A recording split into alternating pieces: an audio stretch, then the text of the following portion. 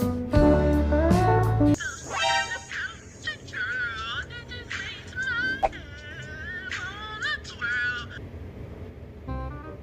โหลโอเคโอเคได้อ๋อได้โอเค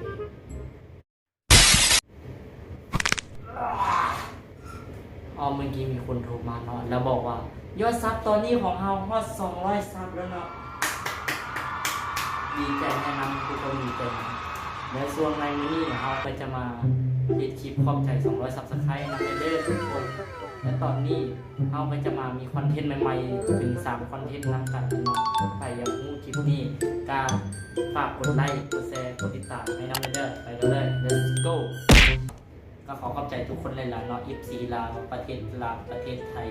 ที่มาติดตามเรากับต่างประเทศหลายๆเนาะที่ก็ขอขอบใจทุกคนเด้อที่มาฝากกดไลค์กดแชร์ที่สำคัญฝากกดติดตามให้เราเนาะแล้ววันนี้เราก็จะมาเฮ็ดคลิปกระเซ็นเคยเนาะต้องเอาหลายนะเดียวแต่ส่วนวันนี้นั้นเราก็จะมีคอนเทนต์ที่น่าเศร้าเนาะที่ต้องบ่ได้เห็นแล้วเนาะก็เป็นคอนเทนต์ ASMR ของเราแล้วถ้าถามว่าเป็นอย่างคือบ่ได้เห็นคอนเทนต์แบบนั้นเราก็จะบอกว่าเขาจะเฮ็ดฮอด30 คลิปเนาะส่วนตอนนี้เราลงได้ประมาณ18 กว่าคลิปแล้ว ASMR ของเราแล้วก็ขอขอบใจทุกคนหลายๆเนาะที่มาเบิ่งเนาะ100 วิวกับทุกคลิปเลยเนาะก็ขอขอบใจหลายๆเด้อและที่บอกว่าเป็นอย่างคืออยากเห็นยังมานั่นนะเราเริ่มเบื่อแล้วเนาะกับคลิป ASMR ของเรารู้สึกว่ามันโมเมนต์เอกลักษณ์ของเราสำนัก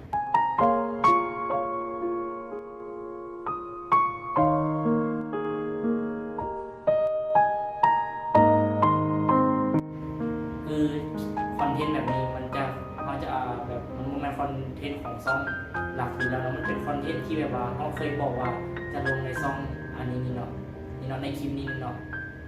ไปเบิ่งนำในเดิมมีลิงก์อยู่ใต้คลิปเนาะก็ไปฟังนำในเดิมและส่วนที่ถามว่าเป็นอย่างคืออยากลงคลิป ASMR นั้นก็แบบว่าเราจะเอามาลงใส่ซ่องสำรองออกมาแล้วเนาะตอนนี้เขาเคยบอกทุกคนเลยว่าเขามีอยู่2 ซ่องแล้วเนาะก็คือโอนิกกับมิสเตอร์นิก FF อย่างนั้นเนาะ2 คลิปนี้ยังไม่ทันได้ลงคลิปหลายเนาะก็ลงคนละคลิปอยู่เนาะ2 นี้ก็ไม่ได้ตัดคลิปหลายแต่เป็นอย่างคืออยากรู้แล้วเขาก็เริ่มเลยเนาะ ASMR มันโมเมนต์เอกลักษณ์ของเขาก็บอกให้ฟังเพราะว่ามันโมเมนต์คลิปของมันโมเมนต์คอนเทนต์แบบแนวสไตล์เขาเนาะสไตล์เขาน่าจะเป็นพวกกินอาหารสไตล์นี้หรือบอกว่าให้คลิปเนี่ยซึ่งตอนนี้คลิปแจมมุมนั้นก็ได้กระแสหลายเนาะ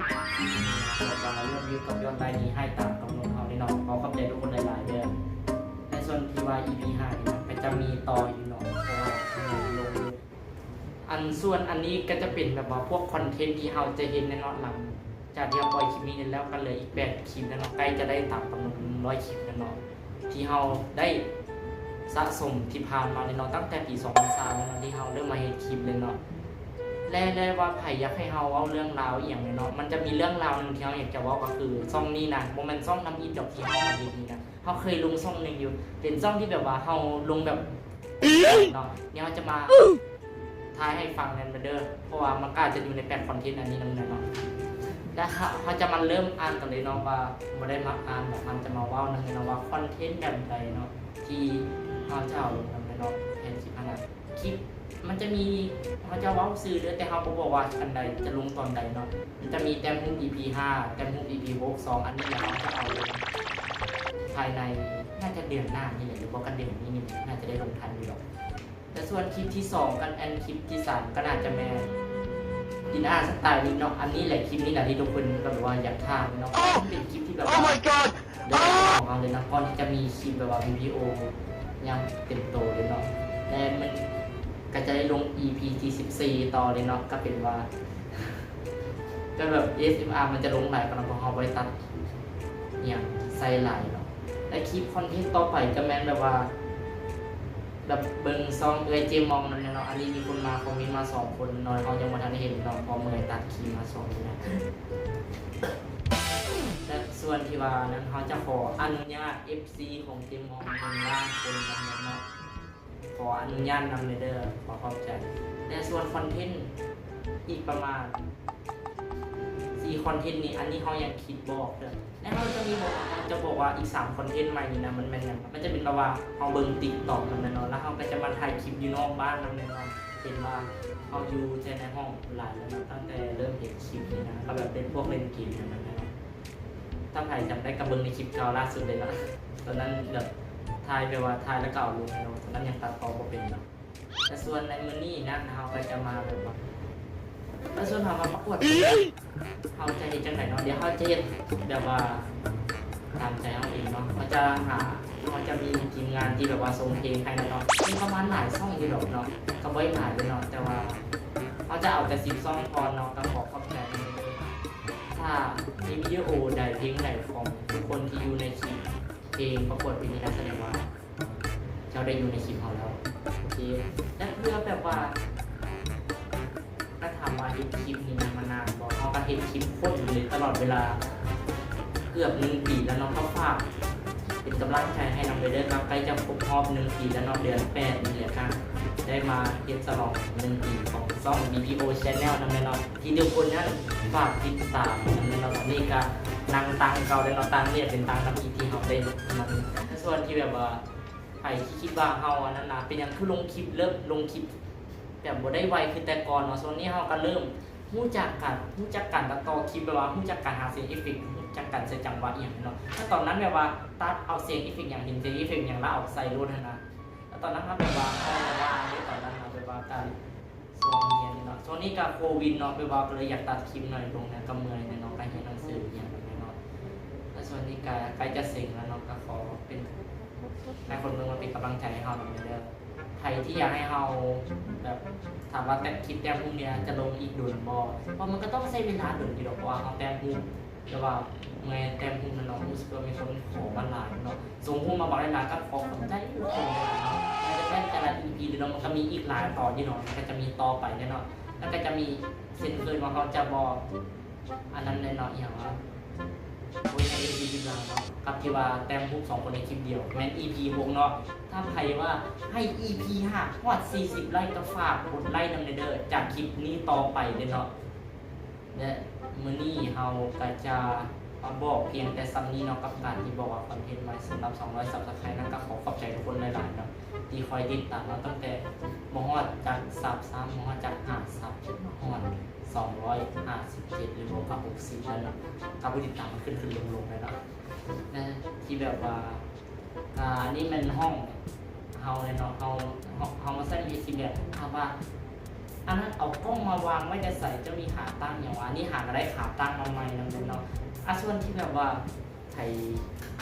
แบบงงว่าแบบว่าถ่ายคลิปแต่ละคลิปมันเป็นเห็นหน้าได้สัตว์ได้จังไรก็เอาแบบเอาโทรศัพท์มาวางไว้ทางแจกนั่นเลยเนาะก็ทุกคนก็น่าจะเข้าใจดีดอกนะว่าถ่ายคลิปนี้นะมาโคตรโดนแล้วเนาะแบบคลิปที่เราสะสมนี่นะก็มีคนขอบใจหลายๆเนาะที่มาเบิ่งคลิปของเขานั่นเนาะในส่วนมื้อนี้เฮาก็ฝากขอขอบใจทุกคนหลายๆเด้อที่ฝากติดตามช่องเฮามาแต่โดนๆตั้งแต่ที่บ่ได้รู้จักการตัดต่อสำนักเฮาตัดต่อแทบจะบ่เป็นเลยสำนักจนมาฮอดมื้อนี้นั้นเอาผู้วิธีการตัดต่อคลิปแม่นโดยใช้โทรศัพท์เครื่องเดียวนี่แหละตัดต่อนะถ้าใครคิดว่าคลิปอีก8 คลิปข้างหน้านี่เนี่ยจะเป็นคลิปแบบใดเนาะก็ฝากคอมเมนต์นำได้อยากให้เห็นคลิปแบบใดเนี่ยเนาะฝากกดไลค์กดแชร์ที่สำคัญฝากกดติดตามให้เฮานำเด้อและเพื่อจะได้บ่พลาดคลิปใหม่ๆเนาะก็ฝากกดกระดิ่งนำเด้อเปลี่ยนปุ่มสีแดงให้กลายเป็นปุ่มสีขาวเนาะกด Subscribe ทางลุมได้เลยเนาะการนี้ก็มาลมเมี่ยงนำคุณเบิ่งเนาะก็เห็นว่าเฮากินตายจะมีเนาะช่วงนี้ก็อยากเฮาแท้ๆว่าเฮาเป็นแต่มีเวลาของกินเนี่ยเขาให้กินข้าวนะเขาไม่กินมันเป็นบุคลิกของเราเป็นตัวที่มาให้คิดมีกินเมนูหนึ่งมาติตอนนี้เขาก็จะมาแบบว่ามีคนถามว่าสอนเฮ็ดไก่ทอดเนี่ยจากคลิป ASMR ไก่ทอดนี่อย่างนั้นเลยเนาะและอันนี้นี่แหละที่เขาจะบอกว่านั่นนะสอนเฮ็ดไก่ทอดนั้นเขาจะเอาลงในซ่องนี้เลยเนาะก็ฝากติดตามเลยเด้ออันนี้มันซ่องใหม่ของน้องเขาเนาะชื่อว่าความพามั่วนั่นเลยเนาะก็เริ่มเห็นเนาะแต่ยังไม่ได้ลงคลิปจัดคลิปเดียวเขาจะเป็นคนตัดต่อให้เราเนาะก็แบบว่ามันก็เป็นเหตุผลที่แหละที่เราลงคลิปซ่าก็จะตัดต่อให้ทุกคนคลิปความพามั่วเนาะที่นึงจะได้ลงกันเนาะอันซ่องนี้นี่แหละก็ฝากไปติดตามหลายๆนั่นเด้อขอขอบใจทุกคนหลายๆเนาะเดี๋ยวเขาจะได้ลงทีนึงลง2 คลิปเท่านั้นเนาะพอดีเลยแค่นี้ก็ขอตัวลาไปก่อนนั่นเด้อสำหรับม วันนี้น้ำเขาก็มีเพียงเท่านี้เนาะกับแบบว่ามาขอบใจ200 Subscriber เนาะถ้าใครอยากฟังเรื่องราวของช่องนี้707ของเขานี่นะก็คอมเมนต์มาบอกได้เด้อก่อนไป World Face